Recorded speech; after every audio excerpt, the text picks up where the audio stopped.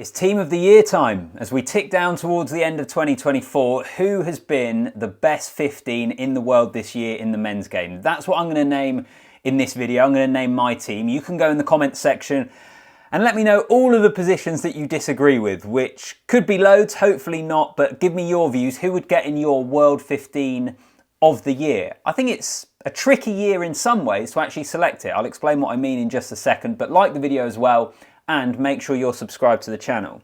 The reason I think it's a difficult year is last year was relatively easy because it was a World Cup year. World Cup that comes around once every 4 years. Your team of the year is always going to be heavily weighted to the teams that do well in that competition. South Africa and New Zealand last year. Also this year, if we go through the different teams, you've got an Ireland team that once again won the Six Nations, didn't do a Grand Slam though. They had a brilliant victory against the Springboks in South Africa, and then they were below their best in the autumn, but they still won 3 of 4 games. You've got a South Africa team that have been sensational, I think, winning the Rugby Championship, an unbeaten Northern Tour, drawing that test series on home soil against Ireland, but they've used, what, 50 players?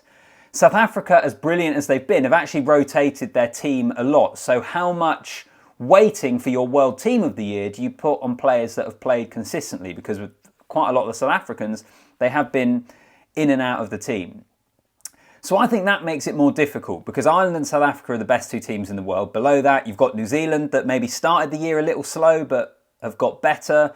Australia, who had a terrible Rugby Championship but a good Northern Tour. England, who at one point looked like they were going to be a really strong team and then faded away, had a really disappointing November. So I felt like it was a difficult year for a few different reasons for naming my team of the year. But let's get going. Straight out the gate, I want to say the nominees for World Player of the Year. So we had Eben Etzebeth, Pieter-Steph du Toit, who actually won the award, Caelan Doris and Cheslin Kolbe.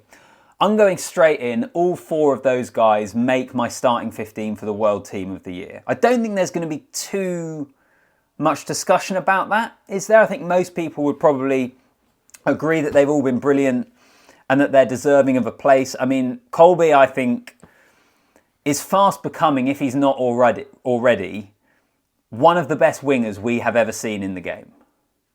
I genuinely think he's that good. When you consider what he combines in terms of his footwork, his electricity, the excitement he brings with ball in hand, but actually marrying that up for a guy that you look at and you think, well, he's not that big, but he's still brilliant in the air. He puts in big shots in defence. He takes kicks. He throws in at the line out. He's banging 50-22s. Cheslin Kolbe, I think, is a generational talent and perhaps one of the greatest we have ever seen at all. And he's had another great year, so he gets in. In the forwards then, Etzebeth, year in, year out, he's one of the best second rows in the year. I actually would have liked to have seen him win the World Player of the Year award. Pieter-Steph du Toit is a really deserving winner. I would just like to see Etzebeth pick that up at some point because I think he likewise is a generational player and I want to see him win it at some point before he retires because he hasn't done. Pieter-Steph, I mean, out of 10, what is the lowest grade you would say Pieter-Steph has ever produced as a performance? He's always at least a 7 out of 10. And in big games, he's a 9 or a 10. And then Caelan Doris, I think, has been excellent for Ireland once again at number 8. So those 4 guys, I'm locking in straight away. Right out the gate, they're in my team. But who else gets in? Let's start in the front row. I've gone with Oxenchae, Julien Montoya and Tyrrell Lomax. Oxenchae, first of all, because I think that's the easiest selection. It's him or Andrew Porter, I think most people would have on their loose head side. But Oxenchae is a game breaker. He's a game winner. We saw that last year. He's continued to be excellent. He's one of the best loose heads in the world. Porter has been very, very good as well. But for me, I think if you were having a game tomorrow and saying who you want to start at loose head, who you want to have as the most destructive scrummager on that side of your scrum, it's Oxenchae. So he gets in for me. The other 2 positions, I think there is probably going to be more conversation around. Who would you go with for hooker and for the tight head? So on the tight head side, I've gone with Tyrrell Lomax. I think he's had another really good year. He had a great year in 2023. I think he has continued that. New Zealand have been up and down, but I think he's a pretty crucial cog in their front five. When New Zealand play well, when the All Blacks play well, I think his performances are pretty crucial within that. He's good in the scrum, he's good round the park, but you could also go Tadhg Furlong. Now, I haven't gone for Furlong because he missed November. We haven't seen him. There's perhaps a little bit of recency bias there. But you could go Furlong, or you could go for another South African. I mean, Frans Malherbe.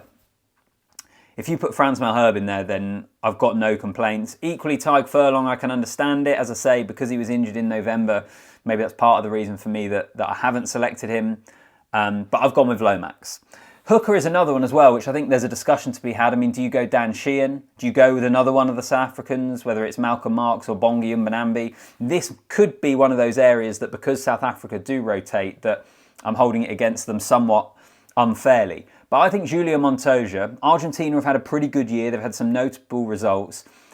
Such experience in Montoya. Another player actually who is so consistent. You would want him on your team. He absolutely loves playing. He does the dirty work, but is pretty all-round hooker, I would say.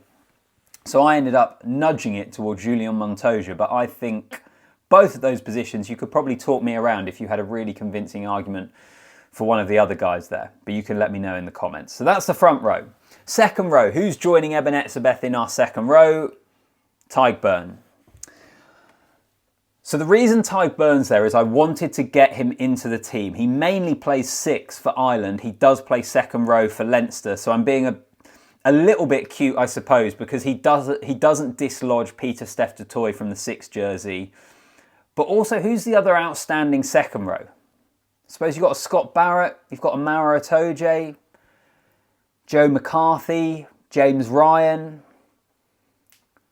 Probably a few others you could mention that aren't immediately jumping out to me, but I didn't think there was a really obvious candidate for who takes the other second row berth. And because I think Tadhg Beirne has been so excellent and deserves to be a part of this team, I couldn't obviously kick out Pieter-Steph, so I'm putting Tadhg Beirne in there. And actually, if we're being completely honest and looking at how this team would line up on a match day, if you wanted to, you could have Pieter-Steph in your second row and Tadhg Beirne at 6 for scrums and things like that. So for me, Tadhg Beirne gets in because overall he has had an excellent 2024 and he partners Eben Etzebeth, who, as I say already, is sensational. We've already got 2 of our back rowers, so who gets the 7 jersey? One of the most competitive areas in any team. There are a lot of good options. I've gone with Ardie Savea. And again, I'm being a bit cute here because he mainly plays 8. I think we saw him play 7, was it once for the All Blacks? Certainly not too many times. He was another player, though, that I wanted to get in my team. And here you could go Josh van der Flier. You could go Ben Earl, which is also being a bit cute because he's mainly played 8 for England, but could be 7. I wanted Ardie Savea in the team. I think he's been excellent once again. I actually think Savea is similar to someone like an Etzebeth in that, or even maybe a Pieter-Steph. He's been so good for so long that his normal level of performance almost doesn't seem that impressive because we're so accustomed to it. But I think he's been excellent again. Ardie Savea at 7. That is a forward pack which is going to give nightmares to our opposition, I think. So Nche, Montoya, Lomax front row, Beirne and Etzebeth second row, Pieter-Steph du Toit, Ardie Savea, Caelan Doris are our back row. What do you make of that? What would you change? I feel anyway, hooker and tight head prop are the positions you would debate the most there. Into the back line though, this could get controversial. Halfbacks, Antoine Dupont and Beauden Barrett. Now Antoine Dupont has missed a lot of the season. He played the Olympics, so he missed a huge chunk, or he missed the summer entirely. He missed the Six Nations. He came back in the autumn and looked brilliant. The reason for me Antoine Dupont is there is, A, I don't think there have been too many other outstanding scrum halves. Jamison Gibson Park is the one, isn't it? It's basically, for me, between Dupont and Gibson Park. Gibson Park has been very, very good. But I think Antoine Dupont, despite the fact that he went over to 7s, if we're talking about the 15s, you have to take into account his performances for Toulouse as well. And his performance in the Champions Cup final, the biggest game in terms of Northern Hemisphere / now South African domestic rugby, he put in one of the all-time great performances. He is ridiculous. Yes, he went to the Olympics. He missed the Six Nations. He's only played, 3 games for France or something this year. But I'm factoring in his performances for Toulouse. And for me, it's Dupont. Gibson Park you could put in there. For me, it's between those guys because it's not a position that I felt was hugely competitive for the name you're going to put down. For me, it's Dupont. I guess I should say with South Africa, this is where their rotation comes into it. I really like Grant Williams. I think he's had some brilliant performances. Faf de Klerk has been injured, so we haven't particularly seen him. That's the reason I've gone with Dupont. New Zealand as well, they're trying to find out, aren't they, who the next guy is. Cam Roygaard was injured, came back into the team. For me, Dupont. Beauden Barrett at fly half, I should say. Fly half's another one of who's been the outstanding fly half in the world in 2024. South Africa rotate. Sasha Feinberg-Mngwanzulu has looked really exciting as a young prospect, but if they want to win a test match, if they're playing New Zealand away from home in the Rugby Championship, it's probably Handré Pollard that starts. But has Pollard done enough, started enough to get into this team? Marnie Libok has played a lot for them. Marcus Smith has been pretty good for England actually, but I think England overall haven't been impressive enough for him to get in this team, and he hasn't done enough domestically, I think, to get in this team because Harlequins, whilst having a good run in the Champions Cup, didn't do too much.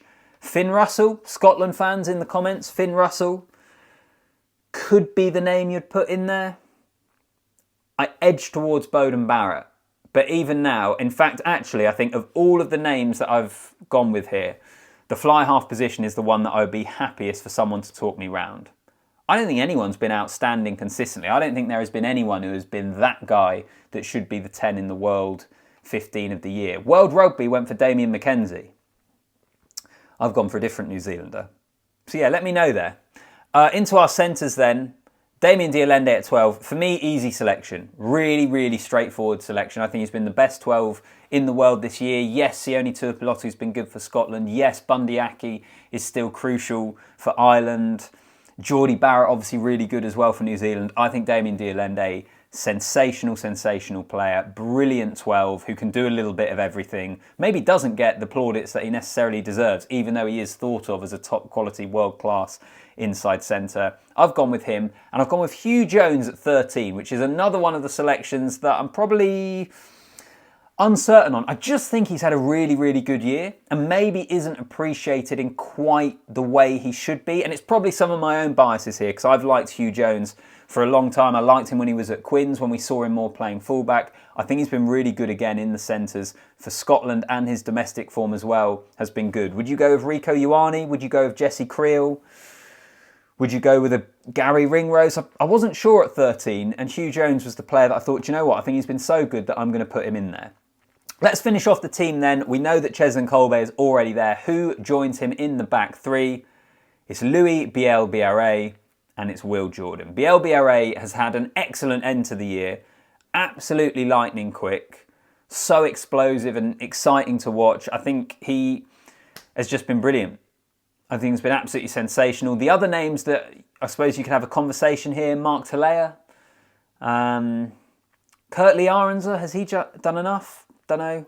Emmanuel Faye-Boso, I think, actually is worthy of the discussion. He missed a chunk of the autumn after getting concussed, but I think he's had an excellent year. But yeah, I just thought Louis Biel-Biarré was sensational, and he's the one I've gone with. And I've gone with Will Jordan at 15. Here you could actually argue that Will Jordan should be your winger because he tends to play wing more. He looks more comfortable on the wing. And then go for a different 15, maybe a Thomas Ramos for France has been very, very good. I just went with Will Jordan because I wanted to get him into the team. I actually quite like him at fullback. I've heard other people say that they prefer him on the wing. But yeah, that is ended up what I ended up going for. What do you make of it? What are all the positions that you would disagree with me on? And I must say, I think there are quite a few that you could do, which I think is a reflection of the year we've seen in 2024. Yes, South Africa and Ireland have both been very, very good. There's been a mixed bag of results below them for New Zealand and England, Scotland, France. So I actually think there's quite a few positions that it's difficult to pick who your absolute frontline guy is. But you let me know in the comments, like the video whilst you're here as well. And don't forget, hit that subscribe button so you don't miss a thing on the channel. I appreciate you watching the video. I look forward to reading your comments. I'll see you in the next one.